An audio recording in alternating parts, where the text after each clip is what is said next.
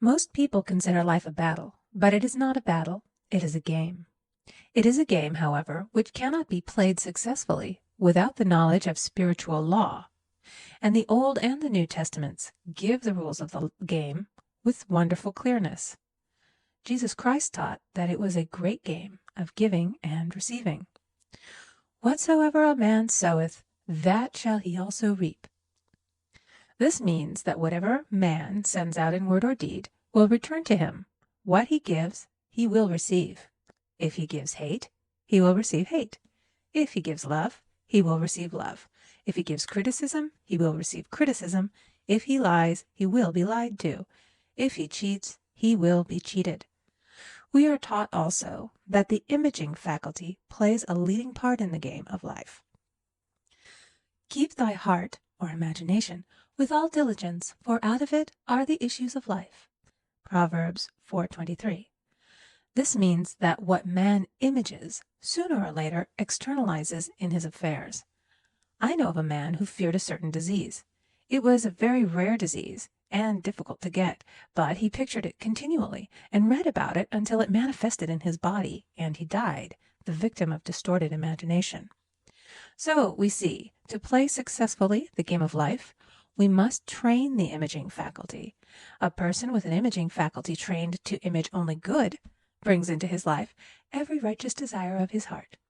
Health, wealth, love, friends, perfect self-expression, his highest ideals. The imagination has been called the scissors of the mind, and it is ever cutting, day by day, the pictures man sees there, and sooner or later he meets his own creations in his outer world. To train the imagination successfully, man must understand the workings of his mind. The Greeks said, "Know thyself." There are three departments of the mind: the subconscious, conscious, and superconscious. The subconscious is simply power without direction. It is like steam or electricity, and it does what it is directed to. It has no power of induction. Whatever man feels deeply or images clearly is impressed upon the subconscious mind and carried out in minutest detail. For example, a woman I know, when a child, always made believe she was a widow. She dressed up in black clothes and wore a long black veil, and people thought she was very clever and amusing.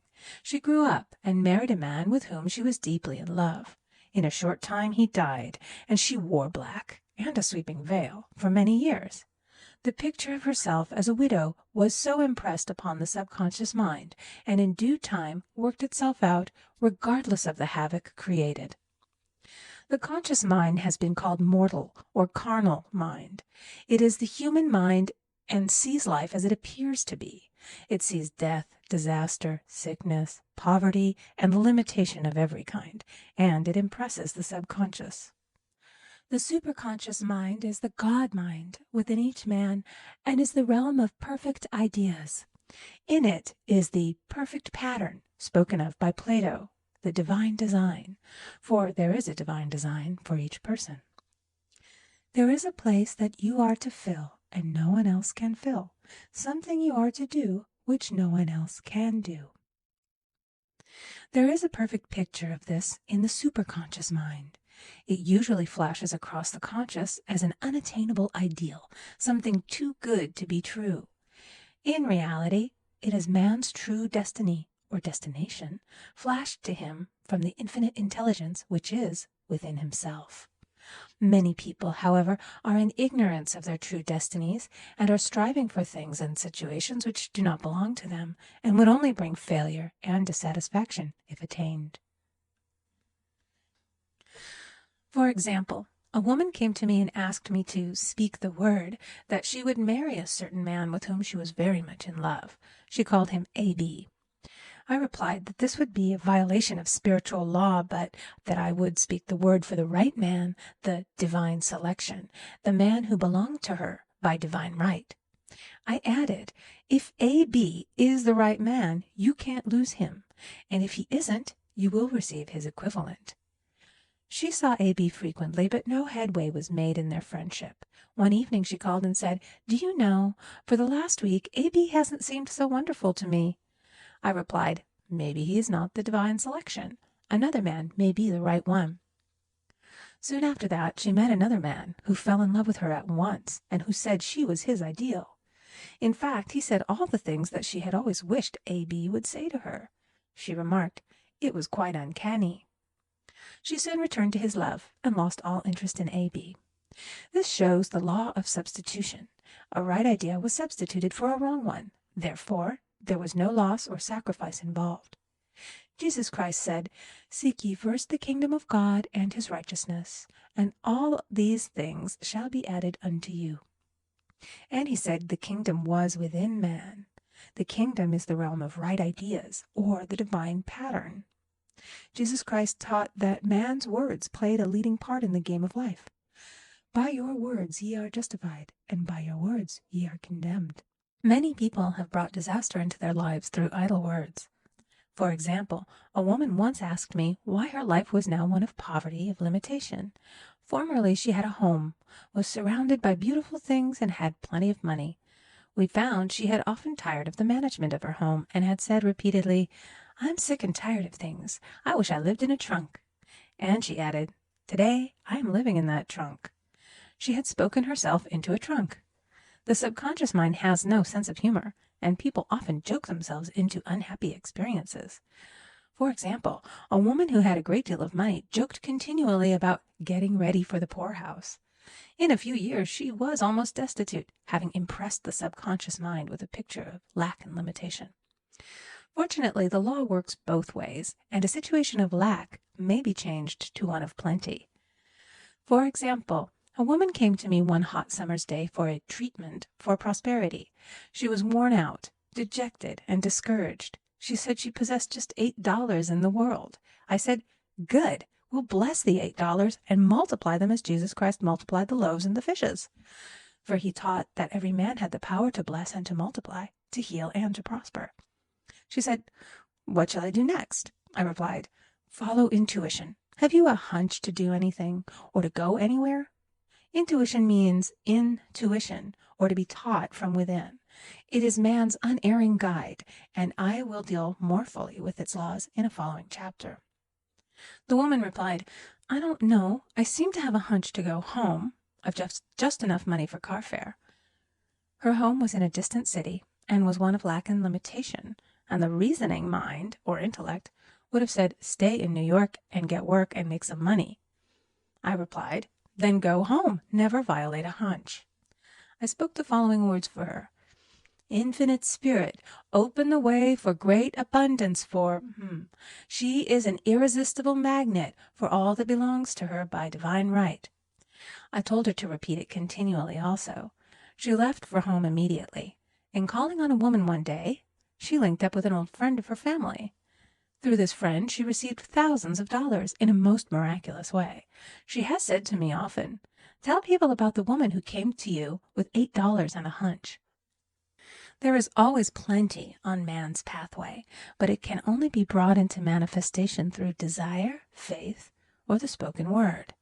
Jesus Christ brought out clearly that man must make the first move. "Ask, and it shall be given to you. Seek, and ye shall find. Knock, and it shall be opened unto you." Matthew 7:7.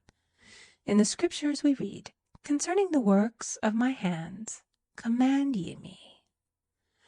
Infinite intelligence, God, is ever ready to carry out man's smallest or greatest demands. Every desire, uttered or unexpressed, is a demand.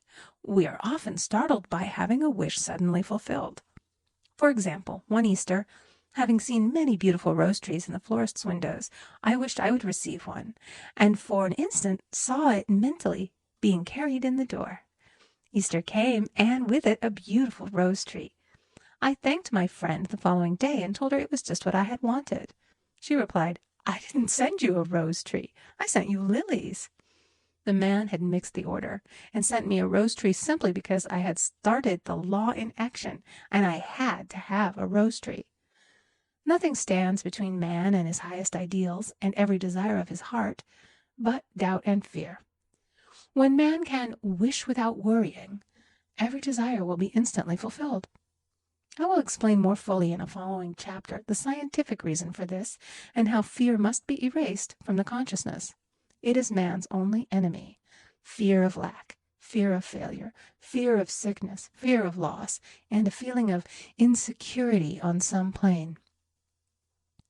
Jesus Christ said, "Why are ye fearful, O ye of little faith?" Matthew 8:26. So we can see we must substitute faith for fear is only inverted faith. It is faith in evil instead of good. The object of the game of life is to see clearly one's good and to obliterate all mental pictures of evil. This must be done by impressing the subconscious mind with a realization of good. A very brilliant man who has attained great success told me he had suddenly erased all fear from his consciousness by reading a sign which hung in a room. He saw printed in large letters this statement: "Why worry? It will probably never happen." These words were stamped indelibly upon his subconscious mind, and he now has a firm conviction that only good can come into his life, and therefore only good can manifest. In the following chapter, I will deal with the different methods of impressing the subconscious mind. It is man's faithful servant, but one must be careful to give it the right orders. Man has ever a silent listener at his side, his subconscious mind. Every thought, every word is impressed upon it and carried out in amazing detail. It is like a singer making a record on the sensitive disc of the phonographic plate. Every note and tone of the singer's voice is registered. If he coughs or hesitates, it is registered also. So let us break all the old bad records in the subconscious mind, the records of our lives which we do not wish to keep, and make new and beautiful ones. Speak these words aloud with power and conviction. I now smash and demolish by my spoken word every untrue record in my subconscious mind. They shall return to the dust heap of their native nothingness, for they came from my own vain imaginings.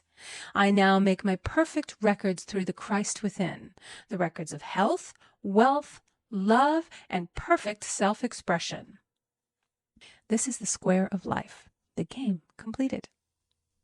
In the following chapters, I will show how man can change his conditions by changing his words. Any man who does not know the power of the word is behind the times. Death and life are in the power of the tongue. Proverbs 18:21.